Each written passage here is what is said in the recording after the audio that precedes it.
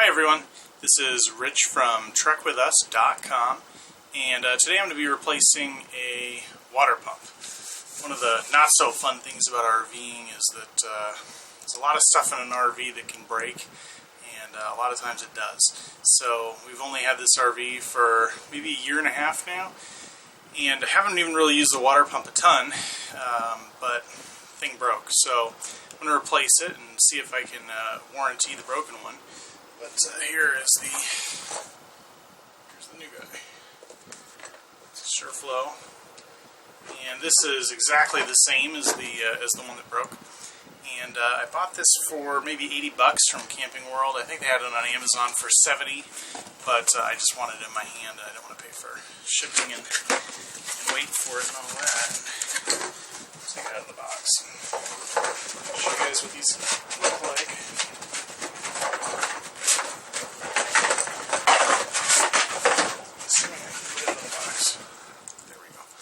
So this is the water pump. It's pretty simple in operation. Water in one end and out the other, and this just pressurizes it for your system. It's got little rubber feet because when it moves, it pulses, so that gives it some flex.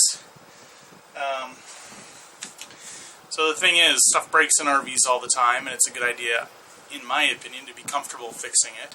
And most of this stuff's actually pretty easy to fix, and a lot of it's not really that expensive. Like I say, this was $70 or $80. So let's get started. The first thing you want to do when you're working with the water pump is, if you are connected to water, like city water, you got to make sure you turn it off, because the water that comes in pressurized from the city is pushing against the back side of the pump, and when we unscrew it, water will go everywhere. So we're going to turn the water off. And then the second thing you want to do is relieve the pressure. So to do that, you can just run sinks or the shower after you turn the water off. That'll cut the pressure. There's still going to be a little bit of water leaking, but that'll get us started. So I'm going to go do that now, and then I'll show you the existing water pump and how to replace it. Okay, water's off, pressure is gone, and I'm in my bedroom. I had to look up to see where the water pump itself was, and in my case it's under the bed, so I move the mattress into the other room, and I'll show you. So here's the bed platform minus the mattress, and you can see it's hinged. It had a little screw holding it down, so just check for that. But then this whole piece comes up. You can see the mess under the bed of shoes. Okay. So there, that piece goes up, and you can see there's the existing water pump. So the short of what we need to do, or what I need to do, you can see this is the existing ground right here. So what I can do, I can either, well, normally I'd either have to create a new switch for this. What I'm going to do instead, I think I'll just cut this, and I'm going to put a little terminal on it so I can connect it to the new pump via plug, and that way if I ever have to replace it again in the future, it'll be easier. I'll show you those pieces. And then this wire is already wired directly in, and then this other red wire here I can unplug from the front of the pump up here. So I'll just unplug it from this guy and plug it into the other one. The other thing I'm replacing while I'm here, this is the it's like a little strainer. See, it's got a little plastic strainer dish in there, and I'm going to replace it only because this one was cracked. I took it out and looked at it. It's got a little crack in it, and I don't want it to leak under the bed over time. So I'm going to mount the camera on a tripod just so you can follow what I'm doing. But the only other thing is going to take these screws out, lift this guy out of the way. These cables look like they're connected to the pump, but they're actually not. They're just running through this plate, but they're going to, I'm not sure where they're going, either the slide or something else, so I don't have to worry about those. So I'm going to mount this, and I'll be back in a second. Okay, here we are. You guys aren't going to be able to see everything, but for those interested, I'll just kind of give you in detail. And first thing we're going to do is disconnect all the water inlet and outlet, and there will be some water, so you want to have like something absorptive paper towels, or this is like one of those super absorbing chamois. And you got one water right here. These are just hand twisted, so they're not really that hard to take off. The only reason there's no water coming out of this end is this is the one that goes to the tank. So there's no water pressure, no water. A little more concerned about the other end here.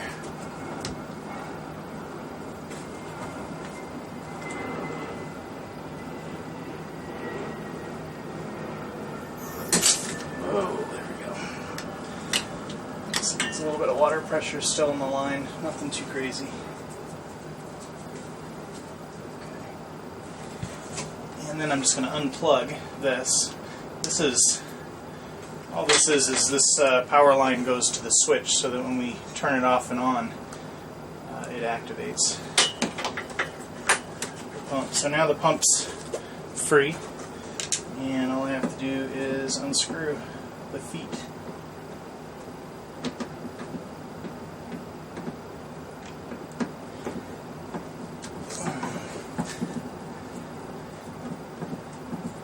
And I won't bore you guys with this part. So there's just 4 feet.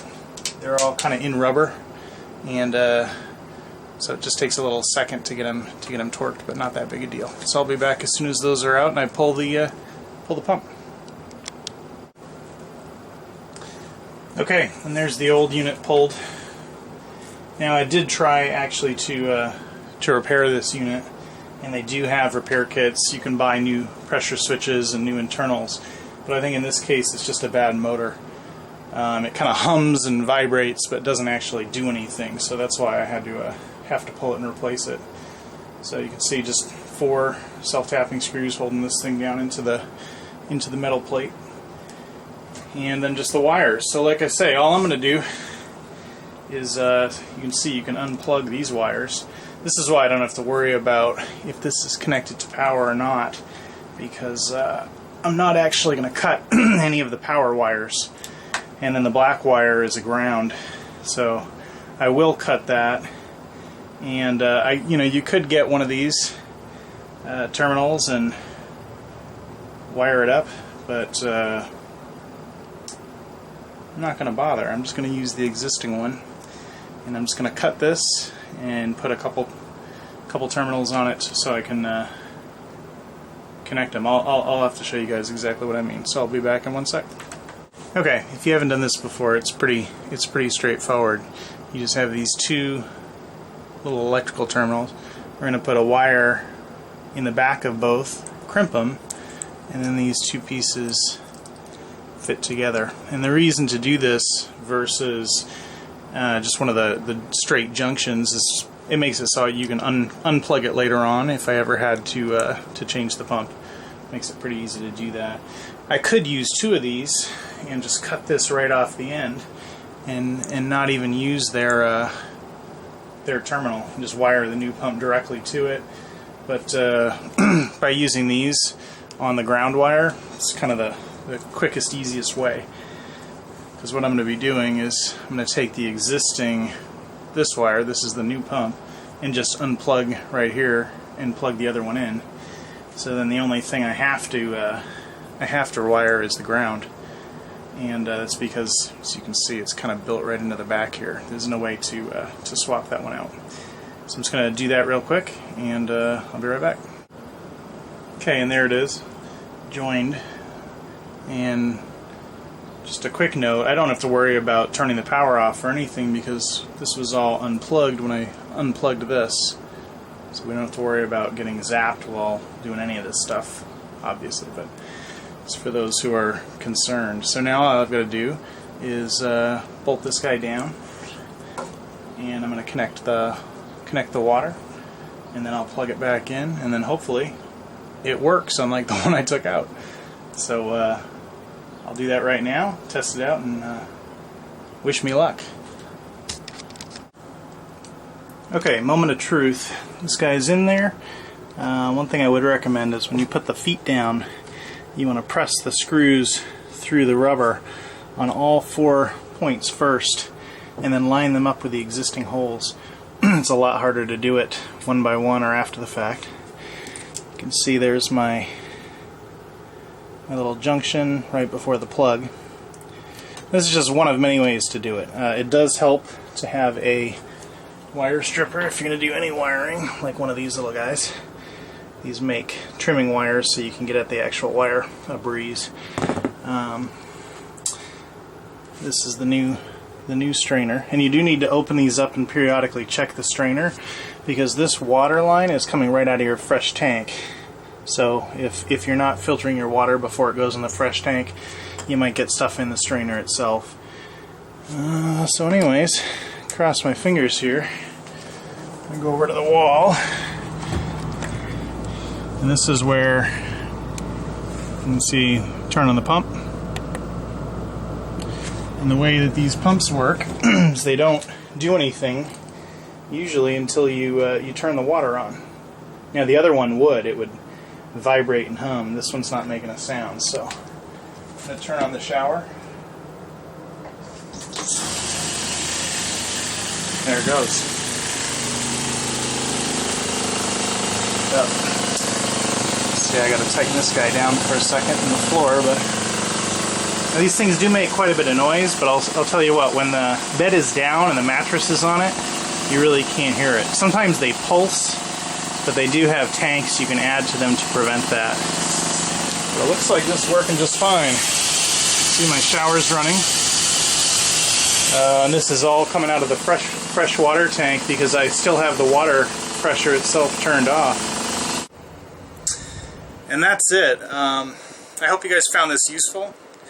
I guess really the point isn't so much that it's hard or easy to do this, is that it's really worth, it's worth taking the time to at least look at it yourself and see if it's something you can fix. I know if you bring something like this to a Camping World or to an RV dealer, I mean, they're going to charge you hundreds of dollars, not counting the cost of the pump, and you know that they're going to charge you as much as they can for the pump itself too. You probably pay $300 or $400 to have them fix something like this.